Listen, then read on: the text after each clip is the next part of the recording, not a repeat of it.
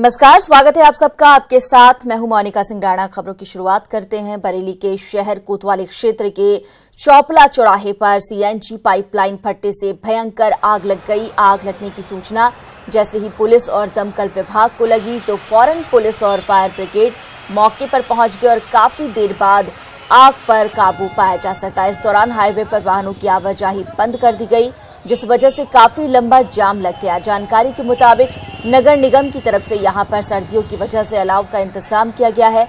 जिस जगह लोग आग जला रहे थे वहीं नीचे सीएनजी की पाइपलाइन जा रही है।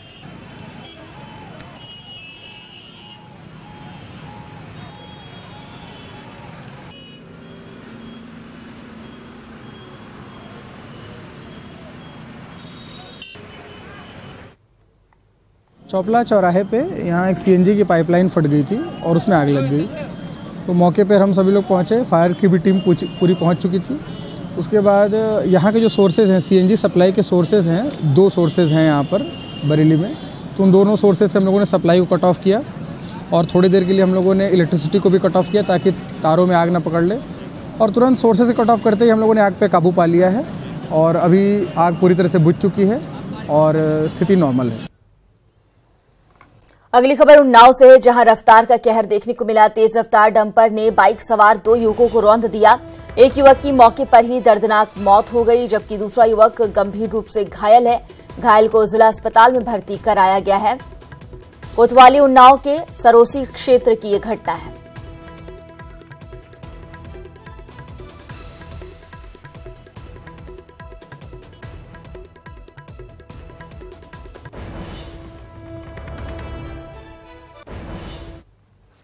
और अब बात करते हैं राजनीतिक हलचलों की। यूपी में सपा बसपा गठबंधन के बाद सियासी हलचलें तेज हो गई हैं। इसी कड़ी में राजद नेता तेजस्वी यादव रविवार को लखनऊ पहुंच गए। यहां उन्होंने बसपा सुप्रीमो मायावती से मुलाकात की।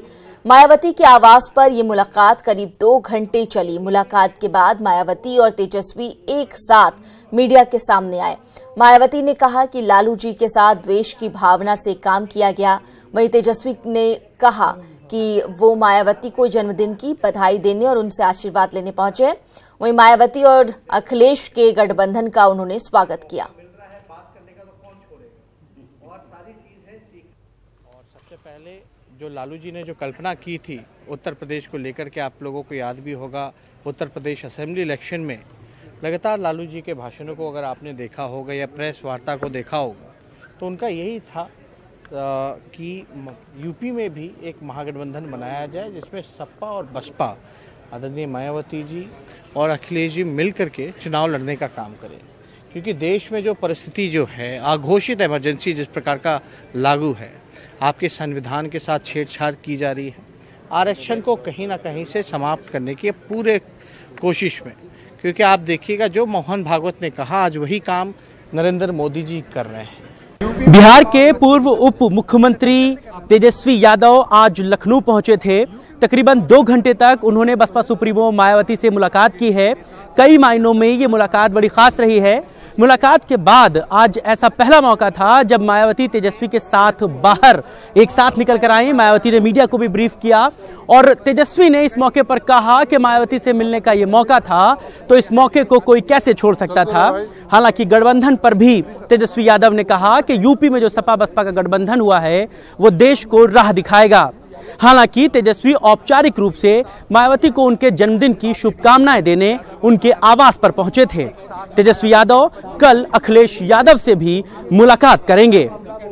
कैमरा पर्सन रमेश के साथ मोहम्मद शबाब, न्यूज़ 18 लखनऊ। वहीं तेजस्वी यादव आज अखिलेश यादव से भी मुलाकात कर सकते हैं। माना ये जा रहा है कि लोकसभा चुनाव के मद्देनजर राजद से गठबंधन पर चर्चा की जा सकती है।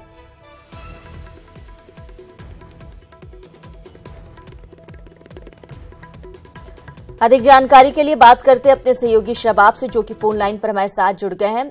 शबाब, कल मायावती से मुलाकात और आज तेजस्वी मुलाकात करेंगे अखिलेश यादव से, क्या कुछ अपडेट है? देखिए, कल रात में करीबन 9:20 पर तेजस्वी यादव पटना से लखनऊ पहुंचे थे और हालांकि उनका आने का कार्यक्रम आज का था। खिचड़ी की वजह से उनको लखनऊ आना था और यहाँ पर जो उनकी बहन रहती हैं उनसे वो मुलाकात करते, लेकिन इस बीच में चूंकि सियासी पारा उत्तर प्रदेश का बहुत गर्म है, लिहाजा तेजस्वी कल रात में ही पहुंच गए। और अमूमन ऐसा देखा जाता है कि मायावती रात में बहुत कम लोगों से मुलाकात करती हैं, लेकिन 9:20 पर एयरपोर्ट पर तेजस्वी पहुंचे और उसके बाद करीबन 10 सवा 10 बजे वो मायावती के घर पहुंचे और उसके बाद से करीबन 11:30 पौने 12 बजे तक रात में दोनों नेताओं के बीच में मुलाकात रही, बातचीत होती रही। उसके बाद 11:30 बजे के आसपास मुलाकात जब खत्म हुई तो मायावती ने सभी पत्रकारों को अपने घर में बुलाया। चूंकि रात तक हम लोग सभी लोग उनके घर के बाहर इंतजार करते रहे कि क्या मुलाकात हो रही है। उसके बाद बहुत कम चुनिंदा ऐसे मौके आते हैं जब मायावती इस तरीके से मीडिया को ब्रीफ करती हैं, तो उन्होंने सारे पत्रकारों को अंदर बुलाया और उसके बाद मीडिया को बताया कि किस तरीके से लालू प्रसाद यादव के साथ द्वेष की भावना से केंद्र सरकार काम कर रही है, किस तरीके से वहां पर उनके साथ अन्याय हो रहा है। गठबंधन पर भी उन्होंने बातचीत की। तेजस्वी ने भी कहा कि ये सपा बसपा का जो गठबंधन हुआ है ये देश को राह दिखाएगा और जिस तरीके से देश में सांप्रदायिक ताकतें काम कर रही हैं उनके खिलाफ ये गठबंधन, इस तरीके की तमाम बातें जो हैं वो उन्होंने की। और उसके बाद तेजस्वी जो है वो वहां से निकल गए 2 घंटे की मुलाकात के बाद। आज अखिलेश यादव से उनके मिलने का कार्यक्रम है और बताया जा रहा है कि इस मुलाकात में भी कई महत्वपूर्ण बातें हो सकती है। कल की मुलाकात में एक और खास बात ये भी रही, सुनने में तारा सूत्र हमारे बता रहे हैं कि बिहार में बहुजन समाज पार्टी के जिलाध्यक्ष को जो है वो राजद अपने टिकट अपने उस पर जो है वो टिकट दे सकती है, वहां पर चुनाव जो है वो अपने कोटे से लड़वा सकती है, ऐसी भी खबरें हैं। हालांकि आज अखिलेश यादव से मुलाकात करके उनको बधाई देंगे तेजस्वी और उसके बाद अपनी बहन को कल जो है वो खिचड़ी देकर जो है उसके बाद वो वापस लौटेंगे। आज और कल 2 दिन उनके कई कार्यक्रम हैं और इसी लिहाज से इस समय यूपी का थोड़ा सियासी पारा जो है वो बढ़ा हुआ है। मोनिका, शुक्रिया इस तमाम जानकारी के लिए आपका। शबाब हमारे सहयोगी तमाम जानकारी मुहैया करा रहे थे, बता रहे थे कि आज अखिलेश यादव से तेजस्वी यादव मुलाकात करने वाले हैं। हालांकि तेजस्वी ये कह रहे हैं कि ये कोई गठबंधन की राजनीति नहीं बल्कि विचारों को लेकर ये लड़ाई लड़ी जा रही है, न तो बीजेपी के खिलाफ न मोदी के खिलाफ, बल्कि ये एक विचार की लड़ाई है और कोशिश है जनता का विकास करना। और अगर इसके तहत उन्हें गठबंधन करना पड़े तो भी वो तैयार रहेंगे। और यही एक तस्वीर आज देखने को मिल सकती है। और क्योंकि कल की एक तस्वीर आप देख रहे हैं जब मायावती से तेजस्वी ने मुलाकात की थी और आज अखिलेश यादव से भी तेजस्वी यादव मुलाकात करने वाले हैं।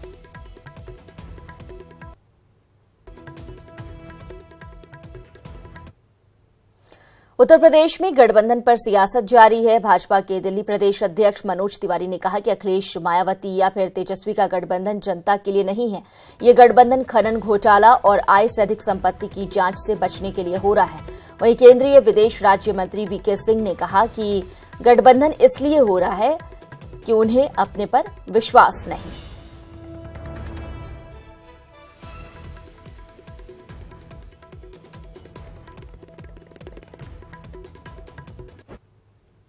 देखिए, तेजस्वी के मायावती जी से मिलने या अखिलेश जी के मायावती जी से मिलने का दोनों एक ही अर्थ हुआ।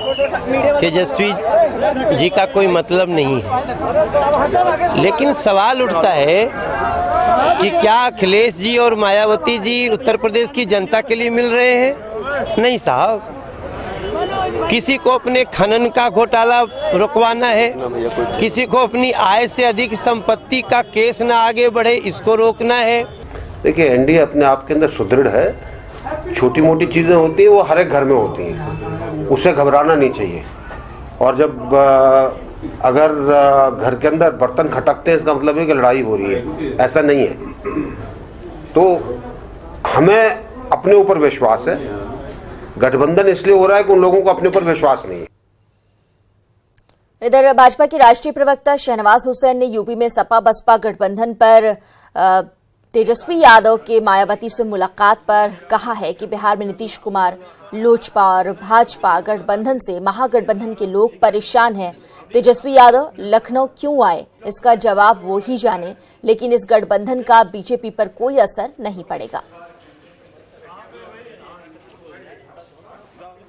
कोई तो परेशानी होगी तभी तो तेजस्वी यादव जी लखनऊ आए, उसका जवाब उन्हीं के प्रवक्ता देंगे। लेकिन हमें आरजेडी को बिहार में कोई पूछ नहीं रहा उत्तर प्रदेश में क्या होगा।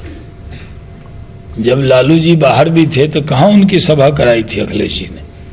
यूपी में तो जब लालू जी का उपयोग नहीं था उत्तर प्रदेश की राजनीति में, तब तेजस्वी यादव जी आकर क्या करेंगे? आम चुनाव से पहले सियासी पारा गरमाने लगा है। एक के बाद एक सियासी पार्टियों की रणनीति सामने आने लगी है। एसपी बीएसपी के गठबंधन का ऐलान हुआ तो कांग्रेस ने भी तस्वीर साफ कर दी। यूपी को ये साथ पसंद है, ये तस्वीर कौन भूला होगा। लेकिन विधानसभा चुनाव में मात मिली तो रास्ते जुदा हो गए। अब राहुल गांधी की जगह मायावती ने इस जोड़ी ने एक दूसरे का हाथ थामा तो ऐसा लगा साथ आए बाहर आ गई। लेकिन कांग्रेस किनारे हो गई। गठबंधन में शामिल होने का सपना था लेकिन टूट गया। अब मैसेज साफ है कि भले ही रास्ते अलग हो लेकिन एजेंडा एक है। हम सब ने ये चैलेंज कबूल किया है और उसी दृढ़ता से, उसी मजबूती से हम उत्तर प्रदेश की भी 80 की 80 सीटों पर इलेक्शन लड़ेंगे और हमारी तैयारी पूरी है। ये लड़ाई अपने बलबूते पे भारतीय जनता पार्टी को पराजय देने की लड़ाई लड़ेंगे। पार्टियां अलग अलग हैं, लेकिन केंद्र बिंदु एक ही है। बीजेपी निशाने पर है, सो दो दुश्मन भी साथ आ गए। हालांकि कांग्रेस सूबे में एकला चलने का दम भर रही, कह रही है कि जो कमाल 2009 में किया था 2019 में भी पार्टी वही दोहराने जा रही है। बीएसपी, समाजवादी और भारतीय जनता पार्टी, उन तीनों के जो सीटें थी लोकसभा में हमसे कम थी। मुझे पूरा विश्वास है कि उससे तिगनी नहीं तो उससे दुगनी सीटें जिस वक्त उस वक्त मिली थी, हम अकेले अपने दम पर उसी लगन से करेंगे और सबके लिए, रीजनल पार्टीज के लिए भी और नेशनल पार्टी के लिए भी एक आश्चर्यजनक रिजल्ट कांग्रेस इस दफा यूपी में देगी। बहुत बहुत धन्यवाद। गठबंधन में कांग्रेस को जगह नहीं मिली तो कांग्रेस तिलमिला गई। एक दिन पहले बीएसपी एसपी ने सीटों का बंटवारा किया और अगले ही दिन यूपी में कांग्रेस ने अपने दम पर चुनाव लड़ने का ऐलान कर दिया। लेकिन इस ऐलान के बाद बीजेपी ने कांग्रेस पर हमला बोल दिया। देखिए, राहुल गांधी फुल सीट पर लगे, आधे पर लड़े या 2 पे लड़े, ये उनका निर्णय है। मगर जिसके बलबूते पे उत्तर प्रदेश में वो महागठबंधन की बात कर रहे थे, समाजवादी पार्टी और बीएसपी, उन्होंने राहुल गांधी उनकी पार्टी के उत्तर प्रदेश में क्या हैसियत है वो उन्होंने बता दिया है। सूबे में राहुल गांधी 10 रैली करेंगे, जिसकी शुरुआत पूर्वांचल से होगी। 3 राज्यों में हाल ही में मिली जीत के बाद पार्टी के हौसले बुलंद हैं। हालांकि यूपी का सियासी गणित कांग्रेस के लिए कितना मददगार साबित होगा, यह कहना फिलहाल मुश्किल है। Bureau report, news 18। Meerut police अपने कारनामों के लिए हमेशा से ही विवादों में रही है। अब एक और मामला फिर सामने आया, जहां क्राइम ब्रांच के पूर्व इंचार्ज जयवीर से जुड़ा हुआ ये मामला है। इन दिनों सोशल मीडिया पर ये फोटो और वीडियो जमकर वायरल हो रहे हैं, जिसमें जयवीर एक सोतीगंज के बड़े कबाड़ी के साथ बैठकर नोटों की गड्डियां गिन रहे हैं। आप इन तस्वीरों में साफ देख सकते हैं किस तरह से पूर्व crime branch in charge Jaiveer note गिन रहे हैं और इनकी अपनी जेब में इसे रख रहे हैं। अब वीडियो वायरल होने के बाद पुलिस अधिकारी इस मामले पर कुछ भी बोलने को तैयार नहीं। अपने ही महकमे में फैले भ्रष्टाचार पर अधिकारी चुप्पी साधे हुए हैं। आपको बता दें कि हाल ही में एसएसपी ने क्राइम ब्रांच को भंग कर दिया था, जिससे जयवीर सिंह पर पहले ही कई मामलों में जांच चल रही है। हालांकि पुलिस अधिकारियों की माने तो ये वीडियो और फोटो काफी समय पुरानी है। और अब बात करते हैं कुंभ की।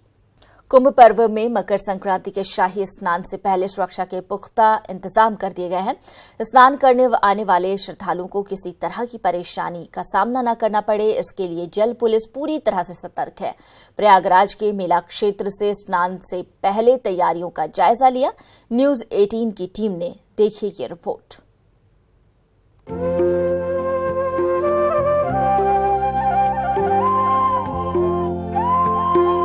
कुंभ के पहले शाही स्नान के दिन मकर संक्रांति पर करोड़ों की संख्या में श्रद्धालु पहुंचेंगे। ऐसे में श्रद्धालुओं की सुरक्षा सबसे बड़ा मुद्दा है। संगम पर करोड़ों की संख्या में आने वाले श्रद्धालुओं की सुरक्षा के लिए जल पुलिस, एनडीआरएफ, पीएसी और गोताखोर भी तैयार हैं। कुंभ में पहली बार पुण्य की डुबकी लगाने के लिए 8 किलोमीटर लंबा संगम का किनारा मिलेगा। और उस दिन करोड़ों की संख्या में श्रद्धालु यहां पर पहुंचेंगे। सुरक्षा के व्यापक बंदोबस्त किए गए हैं, जल पुलिस तैनात है, साथ ही साथ नेशनल डिजास्टर रेस्क्यू फोर्स की टीम तैनात है और विभिन्न विभागों के जो अधिकारी हैं, कर्मचारी हैं, वो पूरी मुस्तैदी के साथ कुंभ के लिए जुटे हुए हैं, कुंभ की तैयारियों में जुटे हुए। मेला प्रशासन ने मकर संक्रांति स्नान पर 1.5 करोड़ से अधिक भक्तों के प्रयागराज पहुंचने का अनुमान लगाया है। गोताखोरों के दस्ते भी लगातार स्नान घाटों पर तैनात रहेंगे। जल पुलिस मोटर बोट से संगम के लंबे जल मार्ग पर लगातार गश्त करती रहेगी। किसी को देखते हैं कि कोई डूबने वाला है या डूब रहा है तो फौरन आप जो है छलांग लगा देते हैं। इतनी गहरी नदी है ये, गंगा यमुना जी बहुत गहरी है, तो फौरन आप लोग इतने ट्रेंड होते हैं कि जैसे मान लीजिए कि इसी संगम पर कोई डूबने लगा तो आप लोग फौरन कूद जाएंगे, उसको बचाएंगे। हमारी ये लाइफ जैकेट है, इसको हम वहाँ पे फेंक देंगे और उसके बाद लाइफ जैकेट है पहन कर हम लोग वहाँ तक पहुँच जाएंगे और उसको बचा लेंगे।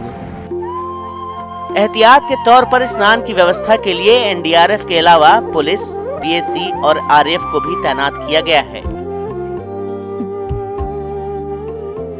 कोई भी यात्री खड़ा होकर के नाव पर न चले, अपनी सुरक्षा स्वयं करें। आपकी सेवा में जल पुलिस सदैव तत्पर है।